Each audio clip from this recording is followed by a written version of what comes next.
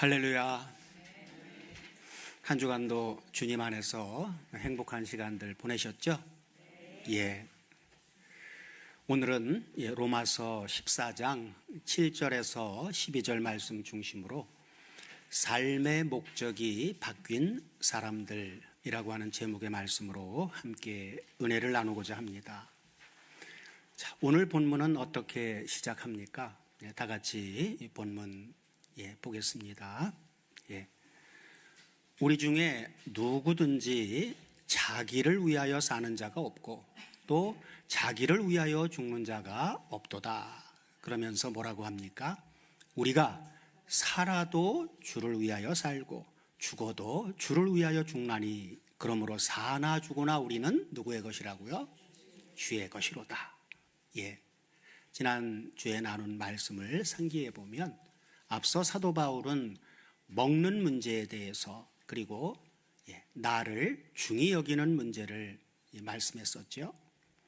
그리고 오늘 본문에서 말씀하듯이 우리 중에 누구든지 자기를 위하여 사는 자가 없다. 그리고 자기를 위해서 죽는 자도 없다 그래요. 왜 사는 문제를 먼저 생각할까요? 그리고 죽는 것, 우리는 예수 안에 있는 우리가 죽는다라고 할 때 이 죽음의 의미는 무엇일까요? 어떤 사람들은 예수와 연합돼서 이제 새로운 사람이 됐기 때문에 우리는 죽음이 없다. 그렇게 착각하는 사람들도 있습니다. 우리는 지금 예수 안에 살아있는 사람이지요. 그러나 과거에는 어땠습니까?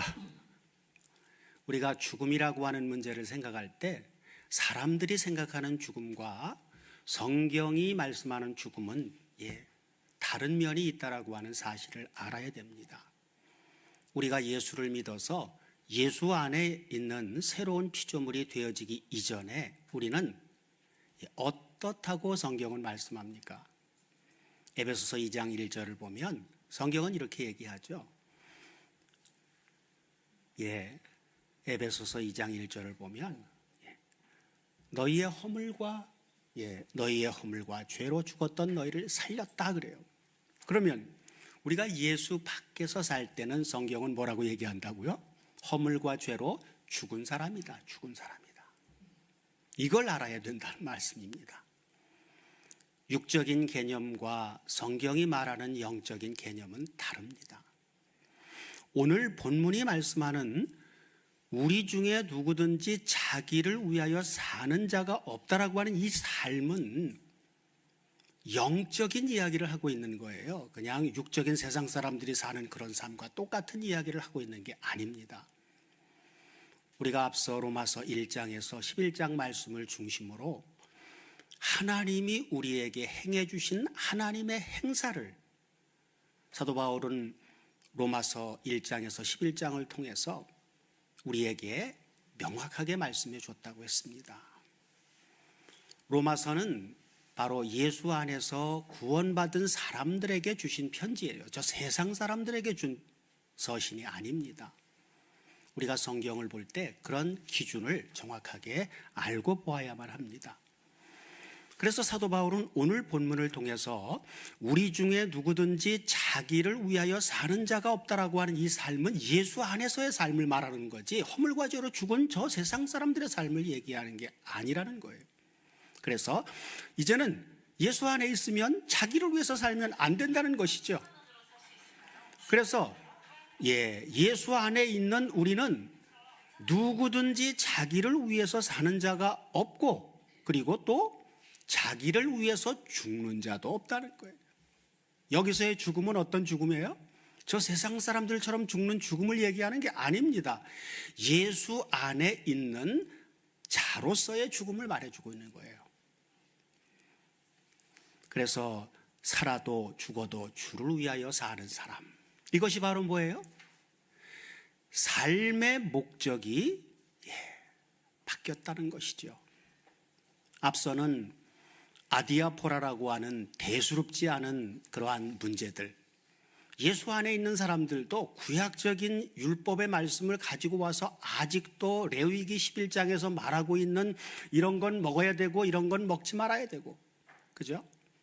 또 구약에서 말한 7대 절기라든지 이러한 날들을 지켜야 되느냐 말아야 되느냐 라고 하는 문제를 가지고 초대교회라든지 그 이후 교회들이 많은 문제들이 있어서 그런 것 때문에 교회가 갈라지기도 하고 했었어요. 그러나 그것은 하나님이 행해 주신 구원의 행사와는 관계없는 그리스도인으로서 생활할 때에 구원과 관계없는 대수롭지 않은 문제들이라고 하는 거예요. 지난주에는 사도 바울이 그런 문제를 다뤘고, 오늘은 삶의 목적이 바뀌어버린 저와 여러분들은 누구를 위해서 사느냐라고 하는 이 거론을 하게 된 사도 바울의 의도, 그걸 우리는 잘 알아야 되겠죠. 그래서 먹느냐 먹지 않느냐, 입으로 들어가는 것은 사람을 더럽게 합니까? 더럽게 하지 못합니까? 더럽게 하지 못합니다. 마태복음 15장에서 예수님 뭐라고 말씀하셨어요? 입으로 들어가는 것은 사람을 더럽게 하지 못한다. 뭐가 사람을 더럽게 합니까? 입에서 나오는 것은 뭐예요? 말이죠. 이 말은 어디서 나오는 것입니까? 마음에서. 마음에 어떤 영이 자리 잡고 있느냐에 따라서 아무리 선한 말을 할지라도 그 말은 악한 말이 되어지는 것이요, 마음에 우리 주님이 주로 자리 잡고 있다면 그 사람의 입으로 하는 말은, 주님을 위해서 하나님을 위해서 하는 그 사람의 말은 비록 거슬리는 말을 할지라도 그것은 선한 말이다. 이런 성경적인 기준을 가지고 우리가 신앙생활을 해야 됩니다. 그렇지 않으면 너 좋고 나 좋으면 좋다는 식의 신앙생활, 그건 세상과 타협하는 신앙일 수도 있는 것이지요. 그래서 사도 바울은 오늘 본문도 바로 아디아포라라고 하는 대수롭지 않은 교회 안에서의 이 문제들로 인해서 나뉘고 다투는 이러한 사건들, 그건 서로가 생각이 다를 수 있어요. 말씀을 보고 나름대로 지킨다고 하는 그러한 생각이 얼마든지 다를 수 있습니다. 그러나 아주 중대한 오늘 본문이 말씀하고 있는 살아도 죽어도 주를 위하여라고 하는 이 삶의 목적이 같다면 어떻다는 남을 판단하거나 업신 여기지 못하게 하기 위해서 오늘 본문의 말씀을 기록한 것이죠. 그러므로 오늘 본문이 바로 로마서 14장의 중심이 되는 말씀입니다. 본문 7절을 다 같이 다시 한번 천천히 봉독해 보겠습니다. 자, 우리 중에 누구든지 자기를 위해서 사는 자가 없고 자기를 위해서 죽는 자도 없도다. 그렇죠? 사도 바울이 이렇게 말씀한 의도는 무엇이겠습니까? 사도 바울은 교회 내에서 일어나기 쉬운 아디아포라, 대수롭지 않은 문제들을 해결하는 원리가 되는 말씀을 지금 하려고 하는 것입니다. 신앙생활을 하기 전에는 지금 이 로마서를 당시에 받은 로마 교회 성도들이나 우리 모두는 다 어떤 삶을 살았어요? 누구를 위해서 살았습니까? 우리가 신앙생활하기 전에는 예수를 위해서 살았어요? 아니죠. 로마 교회 성도들이나 우리나 신앙생활을 하기 이전에는 다 누구를 위해서 살았다고요? 바로 자기를 위해서 살았고, 그리고 자기를 위해서 죽는 삶을 계속해서 살았었습니다.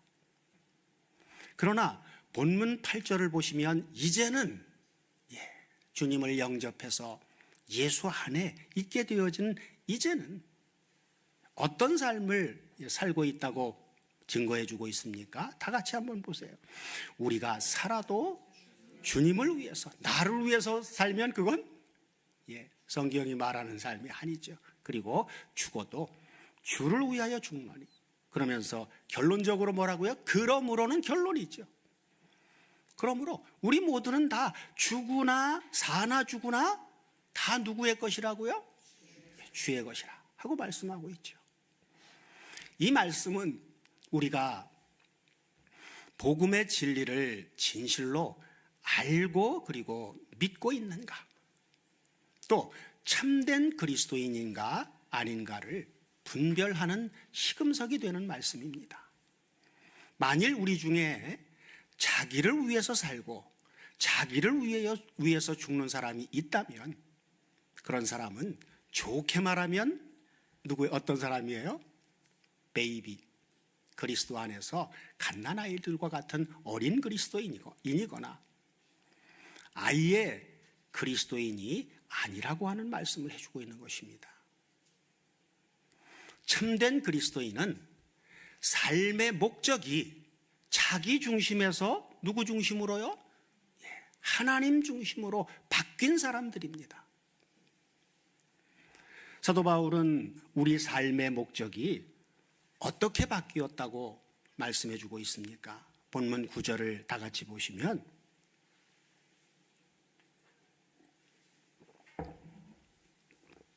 같이 한번 봉독해 보겠습니다. 우리 삶이 왜 주님을 위해서 살고 주님을 위해서 사는 그런 삶으로 왜 바뀌었는지 그 원인, 근거를 말씀해 주고 있는 것이죠. 자, 이를 위하여 그리스도께서 죽었다가 다시 살으셨으니 곧 죽은 자들과 여기 우리말로는 죽은 자와 산 자들 이렇게 되어 있는데 원문을 보면 복수형으로 나옵니다. 단수가 아니라 죽은 자들과 산 자들의 주가 되려 하심이니라 하고 말씀하고 있지요.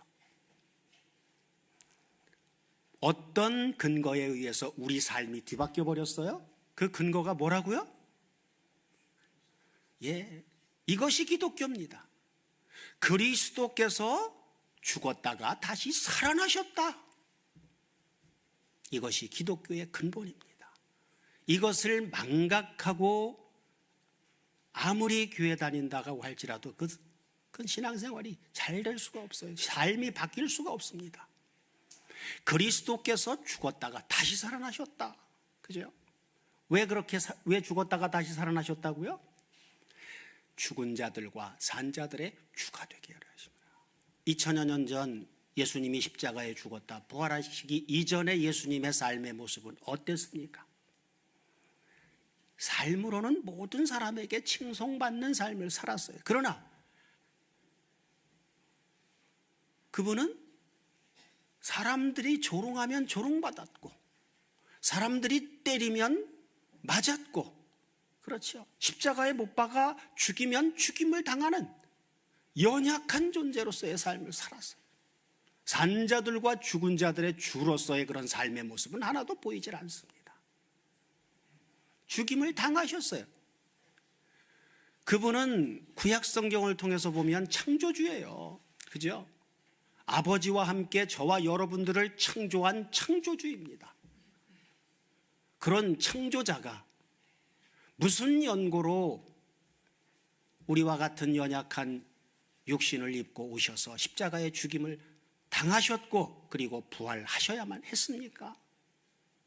그분의 죽으심은 무엇 때문에 죽으심이었습니까? 그죠? 이런 걸 우리가 알게 될 때 나의 정체성, 나의 본질을 알게 되는 것이죠. 그래서 사도 바울은 고린도후서 5장 14절 15절에서도 이렇게 분명하게 증거를 해주고 있어요.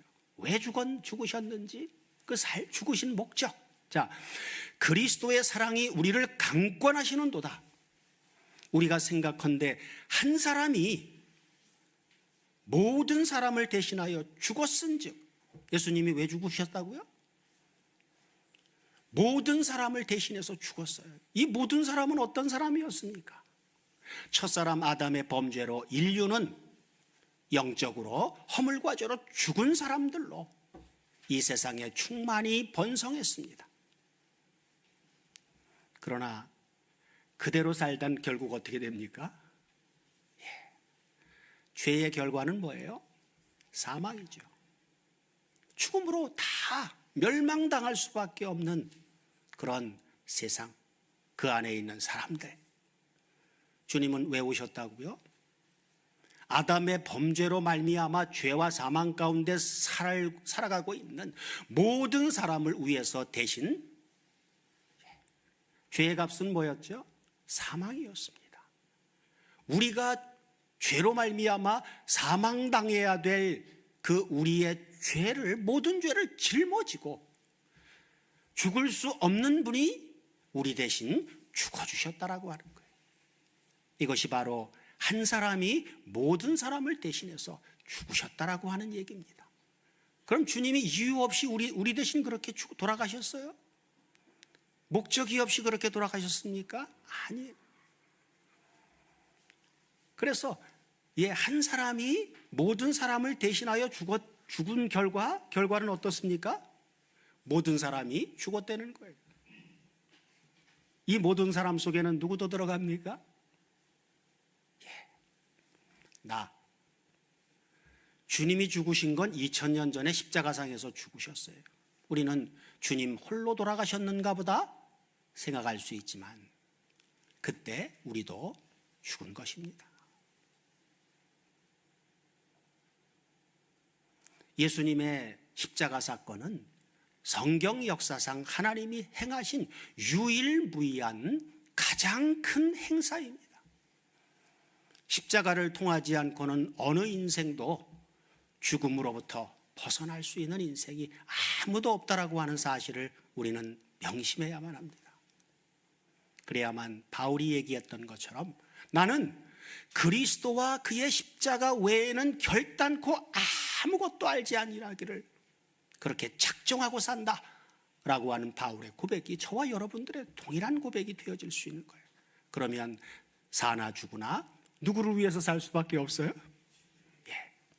그래서 15절에서 이렇게 얘기를 해주고 있는 거예요. 뭐라고 얘기합니까? 저가 모든 사람을 대신하여 죽으심은 산 자들로, 그죠? 그분이 죽을 때 우리도 함께 죽었기 때문에 그분의 죽으심을 통해서 그분이 살아나신 사건 속에 예수를 영접하는 순간 부활하신 예수 안에 우리가 들어가서 산 자가 됐다 그 말이에요. 그래서 저가 모든 사람을 대신하여 죽으심은 그 죽으심을 토대로 해서 산 자들로 하여금 이제는 어떤 삶을 살도록 한다고요? 다시는 자기 자신을 위해서 살지 않고 오직 저희를 대신하여 죽었다가 다시 사신 자를 위해서 살게 하도록 하기 위해서 그렇게 죽으셨다라고 하는 사실이에요.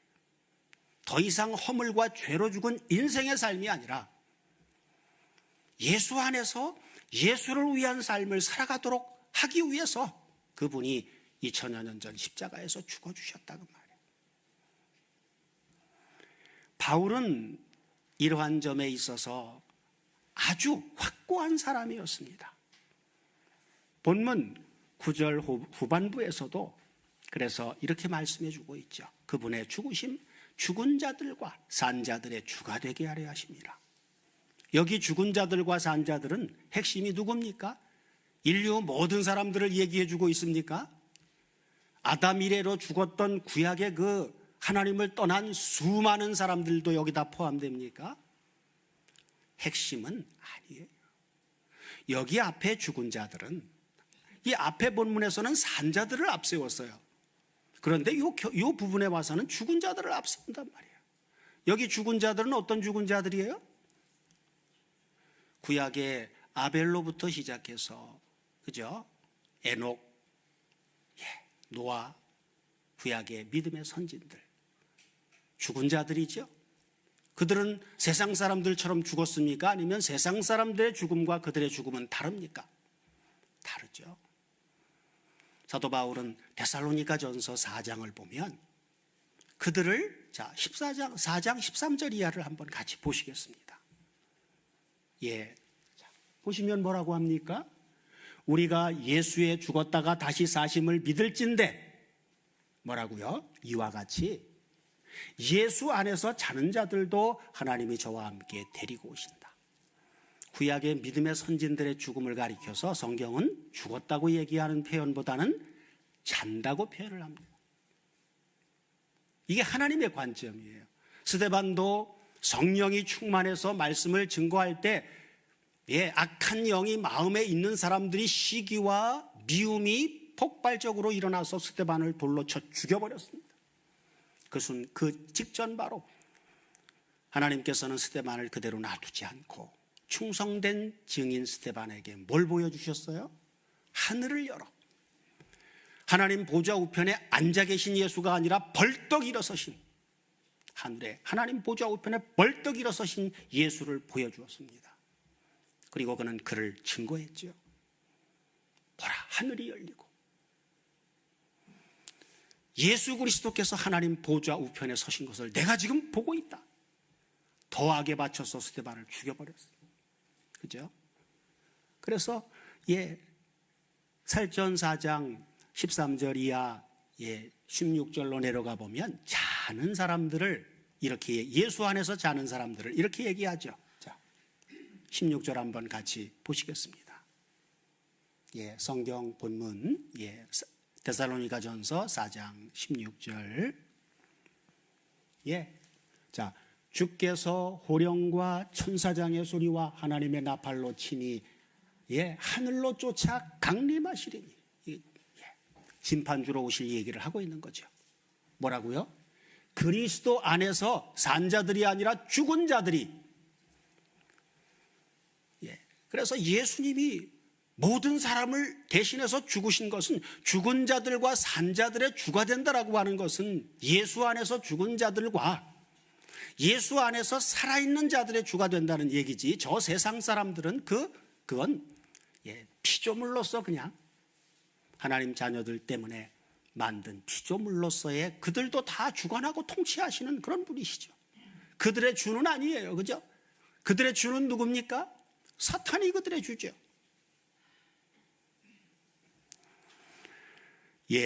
죽은 자들과 산 자들의 주가 되려 하심이니라. 이 말씀은 바로 무슨 의미예요? 이제는 네가 주인이 아니라, 누가 주인이라고요? 그리스도가 너의 주인이라고 하는 말씀입니다.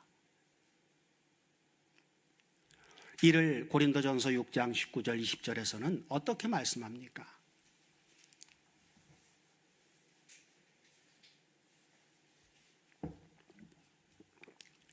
잘 보셔야 됩니다. 죽느냐 사느냐라고 하는 것이 결정되어지는 하나님의 말씀이죠. 자, 너희 몸은, 잘 생각하셔야 돼요. 너희 몸이에요. 이 몸이죠, 몸. 저희 몸이 아니라 너희 몸이에요. 그죠? 저 세상 사람들의 몸이 아니라 예수 안에 있다라고 하는 너희 몸을 얘기한단 말이에요. 뭐라고요? 너희가 하나님께로부터 받은 바 너희 가운데 계신 성령의 전, 하나님의 성령이 거하는, 저는 성전된 몸이다 그 말이에요. 성전된, 하나님의 성령이 거하는 성전된 몸인 줄을 알지 못하느냐? 이걸 알지 못하면 자기를 위해서 사는 삶을 살 수밖에 없습니다. 그러면서 뭐라고요? 너희는 너희 게 아니야. 너희 몸은 너희 게 아니야 라고 말해주고 있죠. 그러면서 20절 뭐라고요? 값으로 산 것이 되었으니. 무슨 값으로 샀습니까? 그렇죠. 저가 한 사람이 모든 사람을 대신하여 죽었은즉, 그렇죠.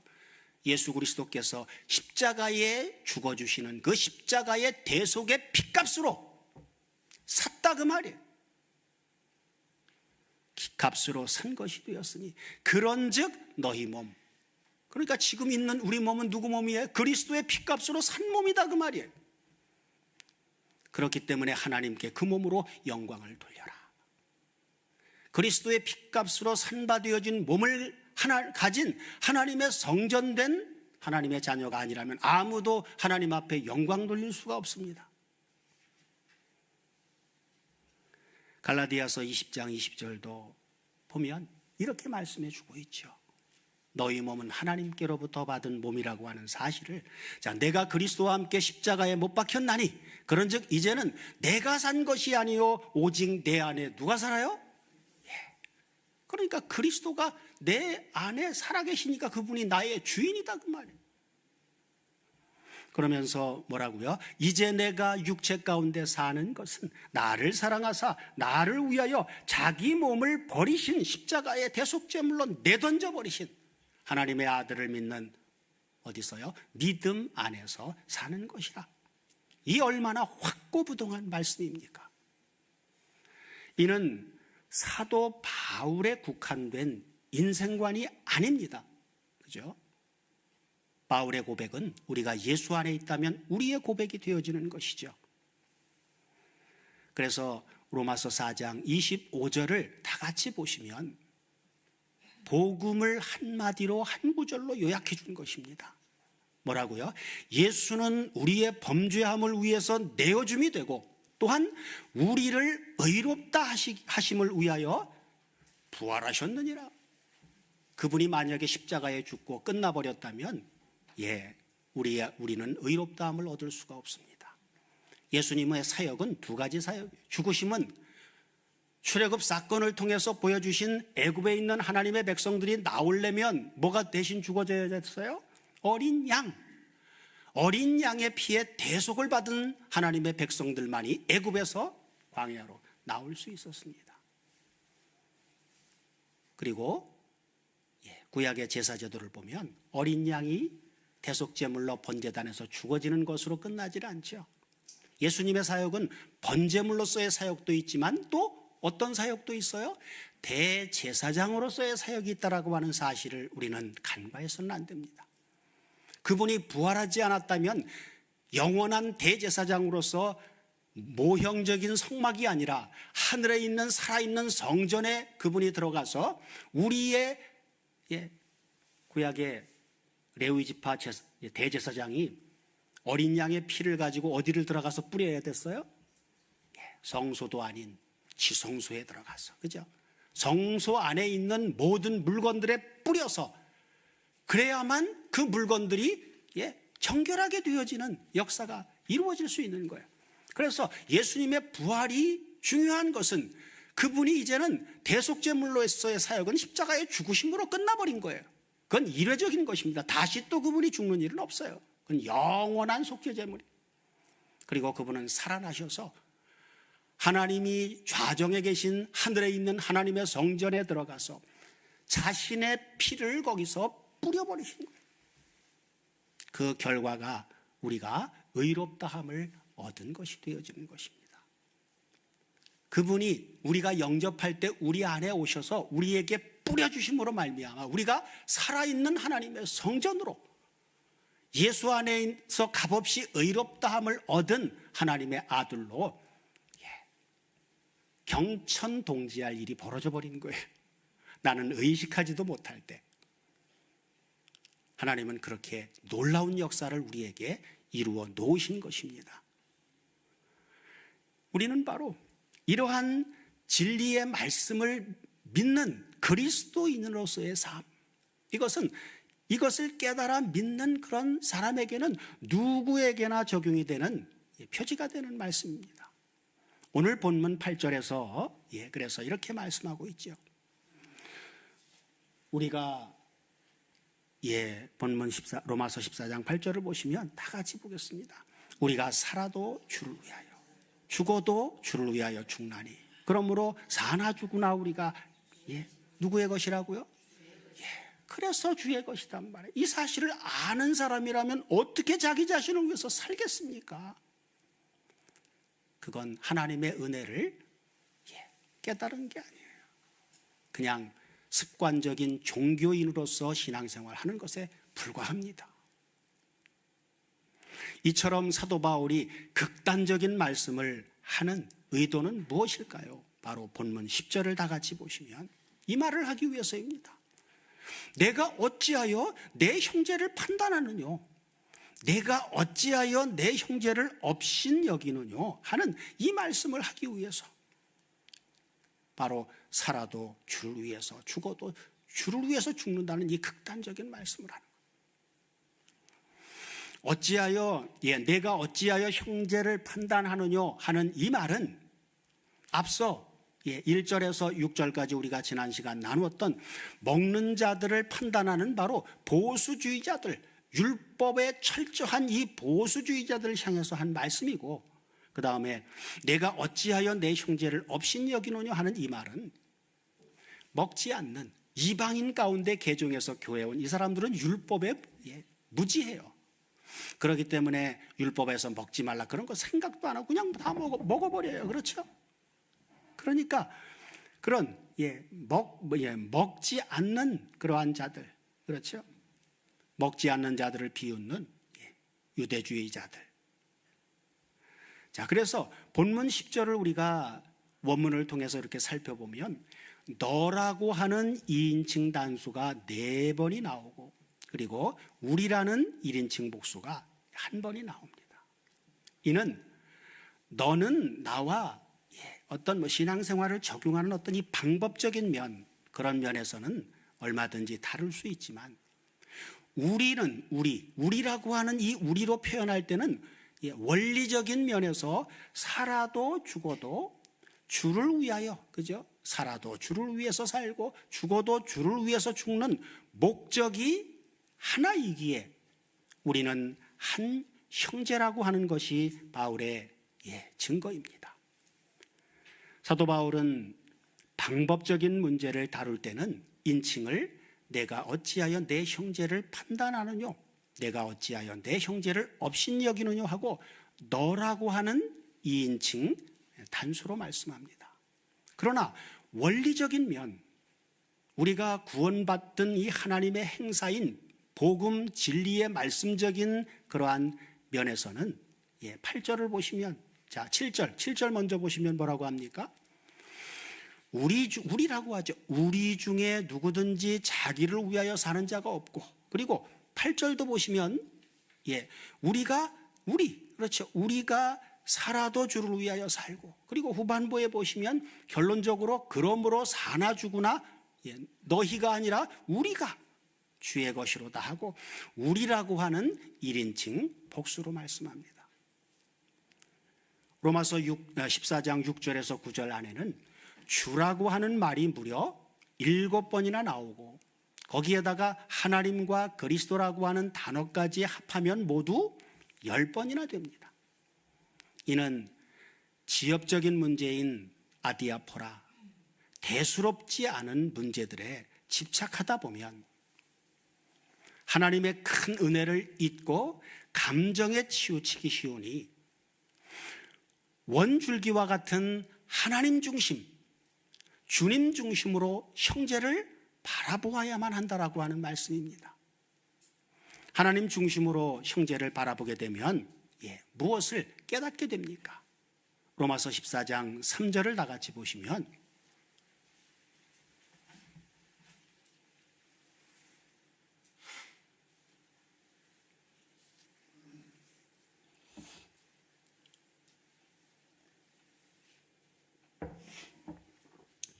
다 같이 보시면 먹는 자는 먹지 않는 자를 업신 여기지 말고, 또 먹지 못하는 자는 먹는 자를 판단하지 말라.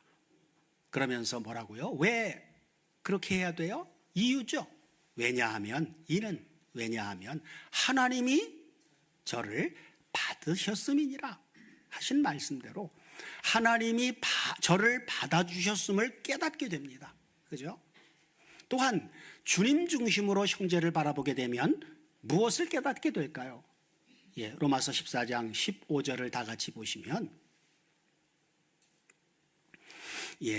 만일 식물을 인하여 내 형제가 근심하게 되면, 식물, 입으로 들어가는 것 때문에 내 형제가 근심하게 되면 이는 네가 하나님의 사랑, 그리스도의 사랑으로 행치 아니함이라.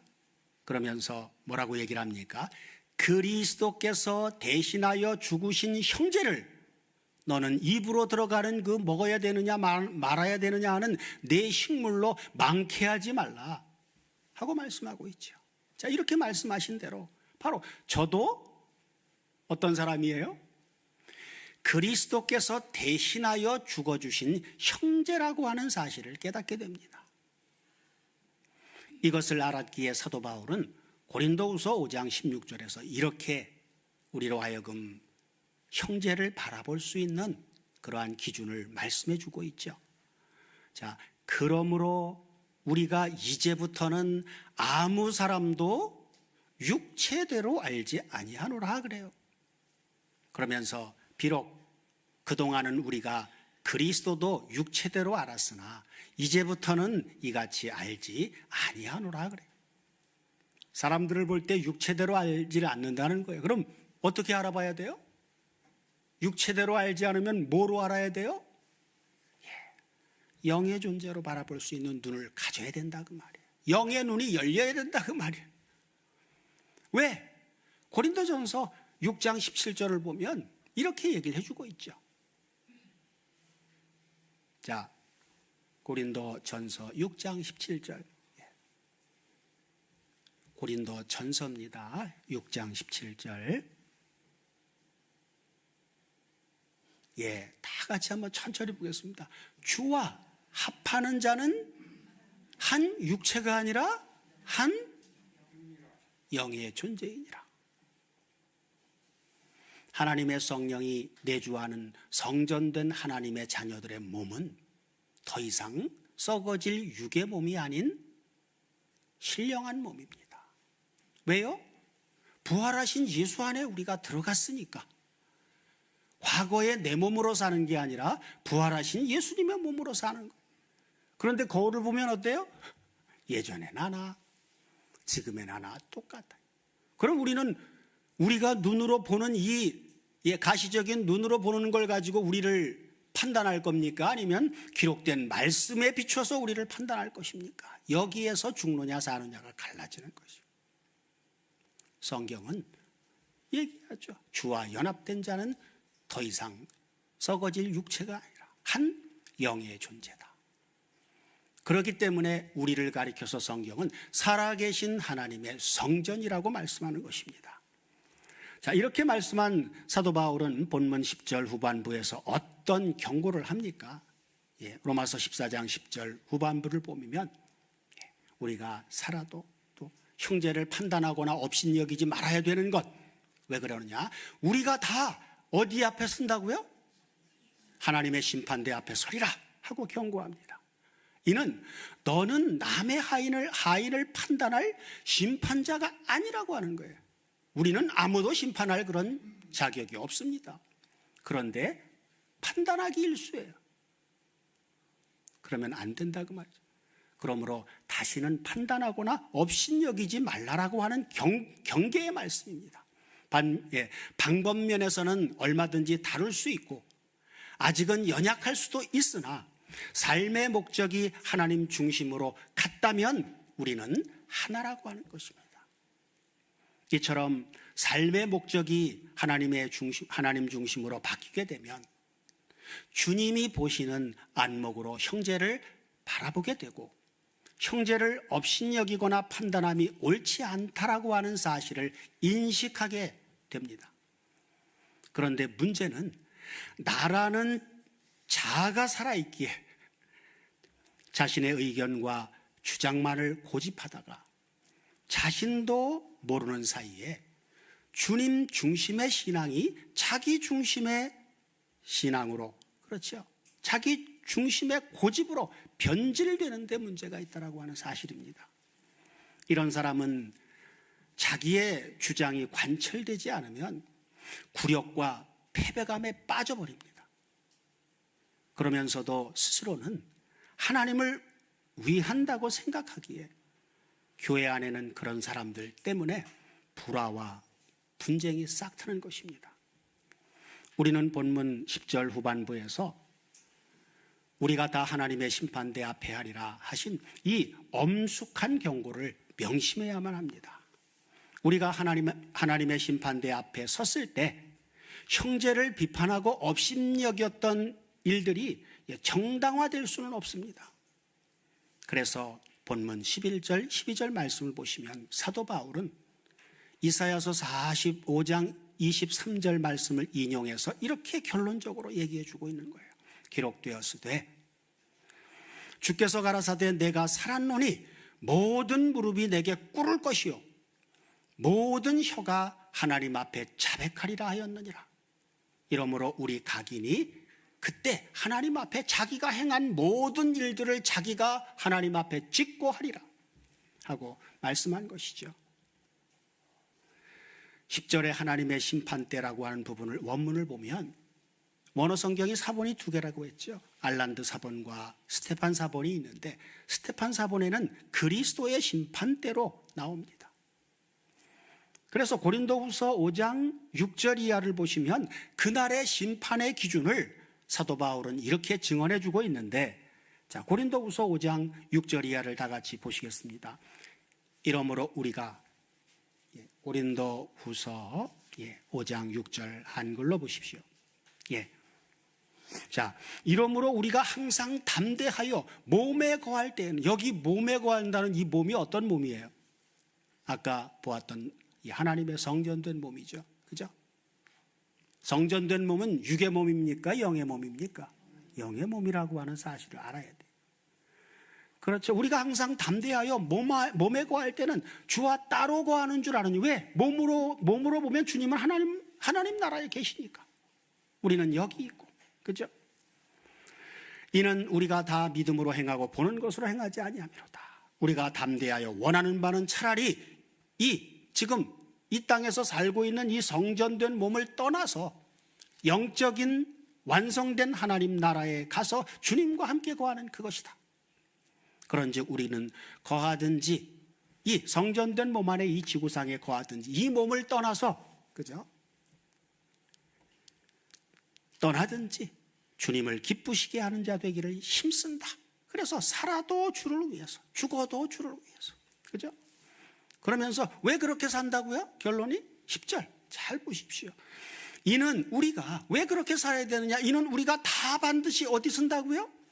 그리스도의 심판대 앞에 드러나 각각 선악간에 그 몸으로, 그 몸이 어떤 몸이라고요? 성전된 몸으로 행한 것을 따라 거기서 심판을 받아요. 선악간에 이 몸을 통해서 선으로 그날에 판정받으려면 어떻게 살아야 돼요?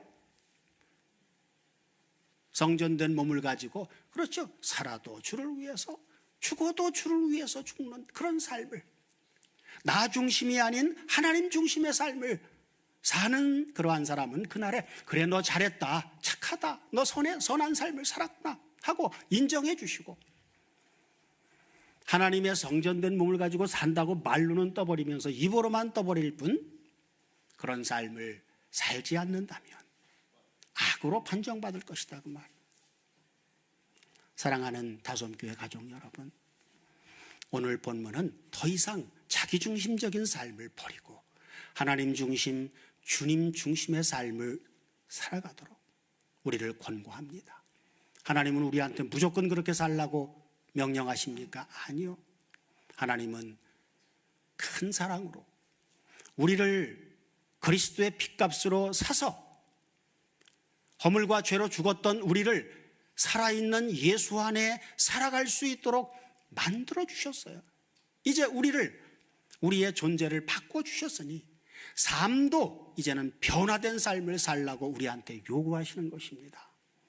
하나님의 은혜 안에서 우리 모두로 이제는 사나 죽으나 주님을 위해서 사는 그러한 삶이, 이후의 삶은 날마다 은혜 가운데 살아갈 수 있도록 해주시기를 우리 주 그리스도 예수의 이름으로 축원드립니다.